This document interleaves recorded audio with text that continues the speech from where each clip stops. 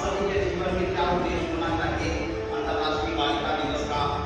मुख्य रूप से जो पहला आ रहा है वह है महिलाओं को बराबरी समानता का अधिकार दिया जाए, चाहे वह शिक्षा का हो, चाहे विज्ञान का, शिक्षा से संबंधित कोई समाज का क्षेत्र हो, आर्थिक जगत हो, राजनीति की बात हो, हर जगह।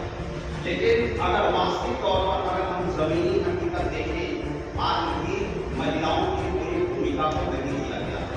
इसी को लेकर के बहुत साहित्यकार अरुण गोविंद ने एक स्टेटमेंट लिखा था। उन्होंने कहा था, तुम्हारी फाइलों में गाँव का मौसम गुलाबी है, तुम्हारी फाइलों में गाँव का मौसम गुलाबी है, ये आंकड़ा झूठा और दावा गुलाबी है।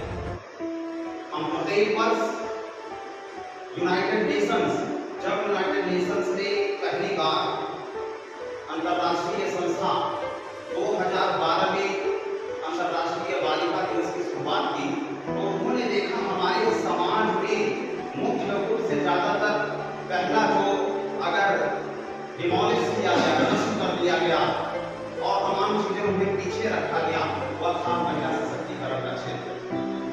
अगर हम प्राचीन काल से देखें, बीच में कुछ ऐसी अवधि रही जहां महिलाओं को नीचे स्तर पर लाया गया। प्राचीन काल की बात करूं, आप सभी जानते हैं गार्गी और मैत्रेयी, ये ऐसी महान महिलाएं थी जो उस वक्त के विश्वविद्यालयों की कुलपति हुआ करती।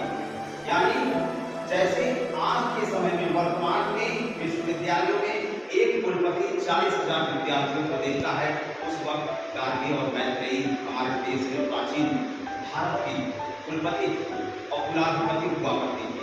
तो सोचिए, महिला सशक्तिकरण सिर्फ आज की बात नहीं है, प्राचीन काल से भी लेकर के अब तक चला आ रहा है।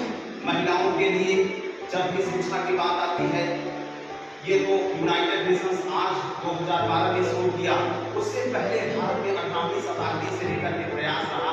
सबसे पहला महिलाओं के लिए स्कूल खोला जाने वाला ज्योतिबा फुले और सावित्रीबाई फुले के द्वारा पहली बार 16 स्कूल 18 स्कूल महाराष्ट्र में शुरू किए गए। पहले महिलाओं को शिक्षा ग्रहण करने नहीं दिया जाता था। इतिहास लिखा करके देख लीजिए, आपको समझ में आ जाएगा महिला सशक्तिकरण की वास्तविकता क्या है। And international educational speaker Mr. Pankaj Kumar. Change yourself, be the game changer, be a milestone.